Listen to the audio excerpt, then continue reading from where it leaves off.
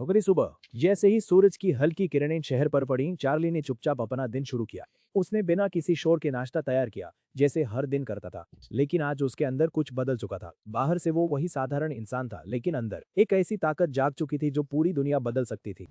नाश्ता खत्म करने के बाद वो अपने पुराने स्कूटर पर बैठा और सीधे एमग्रांड ग्रुप के ऑफिस की ओर निकल पड़ा। हवा उसके चेहरे से टकरा रही थी, लेकिन उसके दिमाग में सिर्फ एक ही बात घूम रही थी। अब उसकी जिंदगी बदल चुकी है और आज उसका पहला कदम होगा उस नई दुनिया में। फुहरी क्या सिंह खुशीदा में वो शहर की सबसे बड़ी और ताकतवर कंपनी एमग्रांड ग्रुप के सामने खड़ा था। एक ऐसा नाम जिसके सामने बड़े बड़े उद्योगपति भी सिर झुकाते थे, और आज वही जगह उसकी थी। उसने अपना साधारण स्कूटर पार्किंग के एक कोने में खड़ा किया। आसपास खड़ी महंगी गाड़ियों के बीच उसका स्कूटर बेहद छोटा और साधारण लग रहा था, लेकिन आज हकीकत कुछ और थी। वो उन सभी गाड़ियों के मालिकों से कहीं ज्यादा ताकतवर था। जैसे ही उसने स्कूटर लॉक किया, तभी उसके सामने एक काली बेंटले आकर रुकी। गाड़ी से एक युवा जोड़ा बाहर निकला, स्टाइलिश कपड़ों में, आत्मविश्वास से भरे हुए, जैसे पूरी दुनिया उन्हीं की हो। कोरियम चार्ली ने ध्यान से देखा और उसका दिल एक पल के लिए रुक गया। वो वेंडी थी, क्लेयर की कजिन, और उसके साथ था जेराइलो हाइट, वही लोग जिन्होंने कल उसे सबके सामने अपमानित किया था। चार्ली ने तुरंत नजरें फेर ली। वो जानता था जितना दूर रहेगा उतना अच्छा होगा, लेकिन किस्मत को कुछ और ही मंजूर था। वेंडी की नजर उस पर पड़ चुकी थी।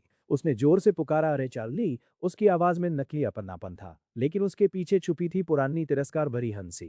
चार्ली मजबूरी में लुट गया। उसने हल्की सी मुस्कान दी और कहा, वेंडी तुम यहाँ। लेकिन उसके अंदर पहले से ही अंदाजा था कि अब फिर से अपमान का खेल शुरू होने वाला है। वेंडी हंसी और बोली, ओह जेराल यहाँ इमिग्रेंट ग्रुप के वाइस चेयरमैन से मिलने आया है, और मैं बस उसके साथ आई हूँ। उसकी आवाज में गर्व साफ झलक रहा था। फिर उसने जेराल की तरफ देखकर कहा, व्हाइट फैमिली के इमिग्रेंट के साथ बहुत बड़े प्रोजेक्ट्स हैं, और इससे हमारे विल्सन परिवार को भी फायदा होगा। चार्ली शांत खड़ा रहा। उसे अभी तक कंपनी के सारे डिटेल्स नहीं पता थे, लेकिन वो जानता था ये वही कंपनी है जो अब उसकी है। जेरल ने ना चार्ली को घूरा। उसके अंदर गुस्सा उबल रहा था। उसे समझ नहीं आता था कि इतना अपमान सहने के बाद भी ये आदमी इतना शांत कैसे रह सकता है। उसके मन में एक ही सवाल था, क्लेयर जैसी खूबसूरत और समझदार लड़की ने इस निकम्मे इंसान से शादी क्यों की? अगर ये बीच में नहीं आता तो शायद आज क्लेयर उसकी होती। जेरालन ने ठंडी हंसी के साथ पूछा, तू यहाँ क्या कर रहा है? उसकी आवाज में साफ तिरस्कार था। चार्ली ने शांत स्वर में जवाब दिया, मैं यहाँ नौकरी के लिए आया हूँ। जेरान हंस पड़ा, तो एमोग्राम में नौकरी करेगा? मजाक कर रहा है क्या? उसकी हंसी में अपमान साफ झलक रहा था।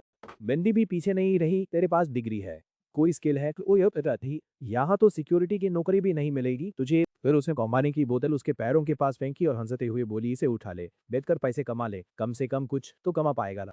चार्ली की आंखों में एक पल के लिए गुस्सा चमका, लेकिन उसने खुद को संभाल लिया। अब वो पहले वाला चार्ली नहीं था, लेकिन अभी सही समय नहीं था। उसने ठंडे स्वर में कहा, मैं यहाँ किस काम के लिए आया हूँ ये तुम्हारा मामला नहीं है, और एमिग्रेंट जैसे बड़े लोग तुम्हारे जैसे लोगों के साथ काम नहीं करना चाहेंगे। जेराल का चेहरा गुस्से से लाल हो गया, किसे कचरा कह रहा है? चार्ली ने बिना रुके जवाब दिया, तुम है कचरा, और फिर बिना पीछे देखे आगे बढ़ दिया। जेराल उसके पीछे चिल्लाता रहा, लेकिन चार्ली नहीं रुका। अब हालात बदल चुके थे, और जल्द ही ये दुनिया भी बदलने वाली थी। चार्ली सीधे लिफ्ट में गया और टॉप फ्लोर का बटन दबाया, वही जगह जहां से अब उसकी असली कहानी शुरू होने वाली थी।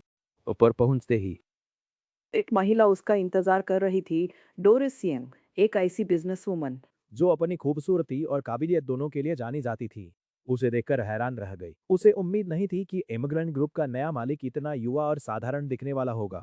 लेकिन अगले ही पल उसने खुद को संभाला और सम्मान से झुककर बोली, वेलकम मिस्टर वेड, कृपया मेरे साथ आइए।